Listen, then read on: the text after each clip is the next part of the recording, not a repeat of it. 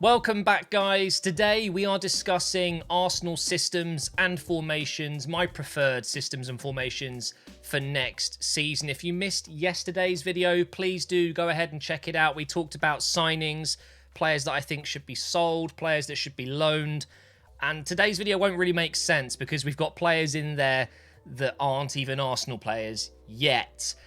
What I should say as well is I'm making this video a day in advance because I'm away tomorrow. So if there's new signings announced, then of course I would be putting them in this. But for now, as you can see, we've got a pitch in the middle.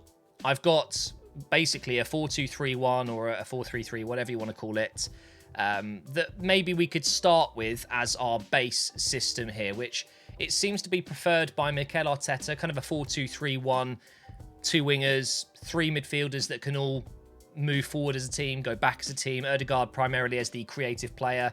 Of course, a striker in the middle. We've been lacking a top striker since Aubameyang hit his top form. It's been a while since you know, the FA Cup win and things like that.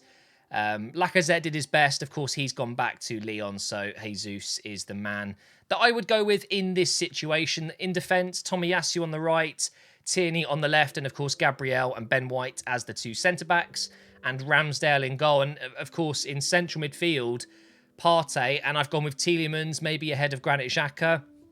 There are rumours that Xhaka could still leave. I don't know if I believe it, but let's go through some other systems and other formations. And also, I forgot to talk about this player here in the last video. That is, of course, Fabio Vieira. We have a new Vieira.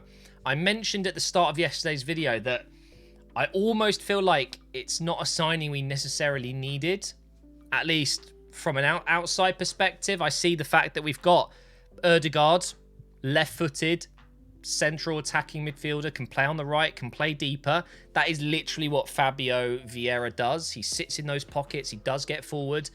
But then I thought, it doesn't matter.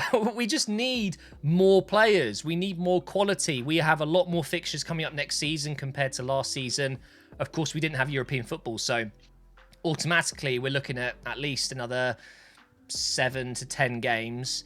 Which really does add up. And of course, we want to go further in club cup competitions like the FA Cup and the Carabao Cup and things like that. So bringing in more players is, of course, vital. It really is. So I love the look of Fabio Vieira. We should really call him Vieira, shouldn't we? What a legendary name. We've got a new Vieira. I love it. I think he's going to be a cracking player for us. I just feel like he's very, very similar to what Odegaard and maybe even Smith Rowe offer. But it's not necessarily a bad thing, is it? So just quickly, the signings that I've put into the team, Jesus and Tielemans. I love Tielemans. I've been a big fan of his for years. If you go back to, I want to say, the FIFA 16 or FIFA 17 Arsenal career mode, I signed Tielemans. And I remember saying I would love this deal to happen. And here we are. I also signed Xhaka back in God knows what FIFA that was. It is funny how sometimes signings I've made have come true. I would love Tielemans as part of this squad. Xhaka could still play there. They're both very good options for us, and that's what I just talked about. Having options is really important. And Jesus is the ultimate striker for me to come into this squad that has incredible pace, lots of pressing. He, I think, offers exactly what we need. In terms of other signings, of course, we've got Turner, who would be our new backup goalkeeper to replace the outgoing Leno. Saliba is effectively a new signing. He's just been on loan, but the fact he wouldn't get into the team, at least at the start, bothers me. But where would you put him? Do you play three at the back? We'll explore that in just a moment. Lisandro Martinez, new signing. I think it's potentially not going to happen, but we do need another left-footed centre-back as backup to Gabriel. But also, if Gabriel is leaving in the future, which seems likely, so many teams want him, and I don't blame them. He is absolutely incredible. He's our best centre-back, in my opinion. But I feel like Martinez is a good replacement for him, although I wish he was a bit taller. I think he might struggle a little bit in the Premier League, but that's just me. Hickey, the reason I love this guy, okay, imagine Tierney gets injured in a match. Who do you bring on? Hickey. Tomiyasu gets injured in a match. Who do you bring on? Hickey. He can play both sides. Versatile. I love it. He is actually right-footed, but plays on the left. He is literally a 5-star weak foot player from FIFA. That's how good he is with both feet. Then, of course, we've got Granit Xhaka, Emil Smith-Rowe. No changes there. 2 very good options for us, even if they're starting or on the bench. New signing, Vieira there. Rafinha. Imagine him not getting into the starting lineup. Again, where do you play him? On the right side is where he would want to play. We've got one of the best young generational talents in Bukayo Saka. A lot of people think that signing Rafinha says a lot about the potential sale of Saka in the future. Apparently, Mo Salah replacement in the future for Liverpool, or potentially going to Man City, which is where I think he will end up. I can imagine him playing for Pep. I really do, and I wouldn't even blame him. If we go another year or two without showing major improvements, without winning trophies, then he probably could leave. It would suck, but Rafinha at least would provide very good replacement. Young Brazilian, I love how skillful he is, and he basically carried Leeds. He handled it himself. Unbelievable. And then, of course, Nketiah, the new number 14, which I still can't believe. How are you giving him Henry's shirt? Whatever. He's a good player, shows a lot of promise, right? Up and down sometimes, but I'm glad we've showed some faith in him. It's still a little bit dodgy. We don't have enough strikers, maybe. I've got Balogun on the reserves here, along with Okonkwo, Holding, Tavares. If we don't loan him out, I'm still undecided. Cedric, I believe he is here for another year at least. El Neni signed a new deal. You could argue should be on the bench, but tough. That's a tough one. Maybe if Xhaka does leave, or you drop one of these centre-backs if we don't sign one, or if Saliba does leave, who knows. I think Saliba will be here next season, though. Then we've got Sambi, Marquinhos, new signing, and Nelson. So that is, for me, a very solid foundation. Maybe game 1 against Crystal Palace, 8 o'clock on that Friday night, and we go with a team like this. Maybe Xhaka's in there, whatever. So now, what if we wanted to go with a slightly different approach and a system that gets Saliba playing as well? How would that look? So for me, that would be quite simple, actually. You take Tielemans out, you bring Saliba in, okay? You move to a 3 at the back formation with Tierney and Tomiyasu as the wing backs. And hear me out, we could change that. Ben White, Saliba, and Gabriel. Okay, solid back 3. Unbelievable back 3, actually. And then you have Partey, and you have Ødegaard, who can operate in the channel here. To be fair, it's probably better to do that. So he does cut in on that left foot here. But you put those 2 in midfield. Is it defensive enough? Arguably, you'd like to see maybe someone a bit more box-to-box next to Partey, but I think that could work. And then you could leave this untouched. But some people think there is potential that Tomiyasu, who could easily play as a centre-back as well, he could very easily slot in at right centre-back, left centre-back, centre-back. But what if Saka ended up dropping to the wing-back role or on the left side? And by the way, this isn't what I'm thinking, it's just what I'm hearing. And then, of course, you can bring Rafinha in.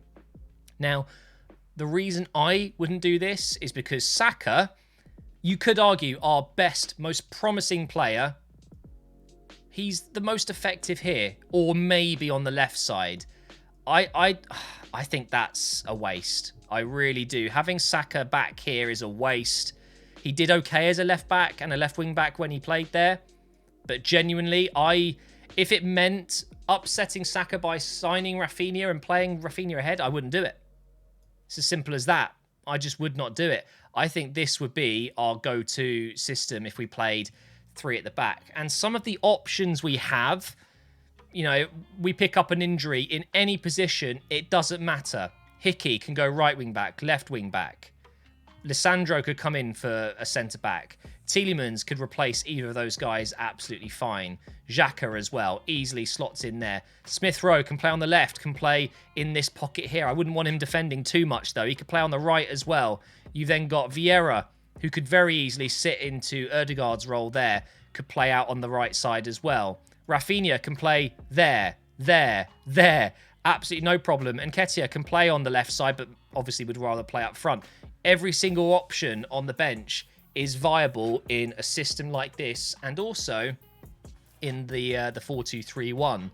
But now we're going to move on to the real 4-3-3. This is what apparently Arteta has wanted to do since he took over at Arsenal. So unfortunately, we do have to lose Saliba again. Let me just replace him like this. So what would the 4-3-3 look like? Let's have a look, shall we? We'd probably go with something like this. Okay. Move these guys around. So I have a feeling that Partey would be given the DM role. I don't necessarily believe that's his best position, because actually he's quite good going forward. But I envisage this being a 4-3-3. I don't have to do much. Again, the front three is simple, really. Some people think that maybe Martinelli would get less game time, and maybe we'd end up with Rafinha on the left or something like that. But I still believe Martinelli is our best left-sided player. And actually, that reminds me, with the whole Rafinha signing, I believed we would sign a left winger this summer. I thought, even if Pepe goes, we're okay on that right side now, especially with Vieira coming in, who can play as a right-sided player. I would have imagined someone like Gnabry coming in, who plays on the right, but is actually better on the left, I think, anyway, cutting in on that right foot. So it's interesting. And of course, we've got Marquinhos coming in as well, who is right-footed. He's a left-sided player. So at least I think he is. Yeah, I'm pretty sure he is. This 4-3-3 is actually what I think we will evolve into. I think this is what Arsenal will do. If we bring in all the players that Arteta wants, I think this is what we'll be looking at. I don't think we will get every player we want or every player that Mikel wants, but even with a couple of those signings, let's say Martinez doesn't join and Hickey doesn't join. Let's just move those guys out. You know, then we still have Tavares on the bench. We still have Cedric available as well. It wouldn't necessarily be such a bad thing. Even Holding can come in there. Nelson is also another loan that we have returning. Maybe he could play a role as well if we don't get Rafinha. There are options available here. I just think if we bring in the players that I've talked about, it just gives us so much freedom to do whatever we want with the team. Genuinely, you could do a 4-1-4-1. You could do a 4-4-2, 4-3-3, 3 at the back. You could do a 3-4-3, a 3-5-2.